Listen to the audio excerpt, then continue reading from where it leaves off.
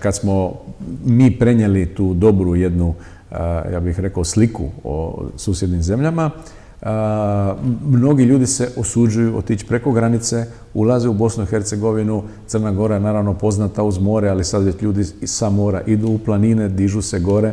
Albanija je recimo ove sezone bila hit na moru, ali isto tako je povezala na neki način, ako hoćete, znam puno tura koje su išle preko Albanije za Ohrid, znači za Makedoniju.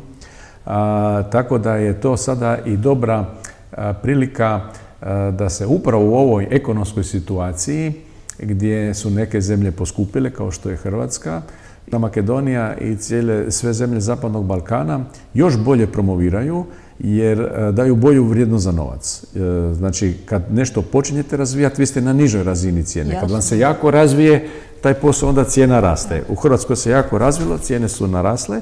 Ove zemlje su tek u razvoju turizma, još uvijek je dobar balans. Čak bih rekao da se dobije i više vrijednosti za manje novaca. I to je onaj marketinški moment kada treba pojačati promociju i zato je to dobro vrijeme, bez obzira što je ekonomski slabo vrijeme, ali za razvoj turizma je dobro vrijeme.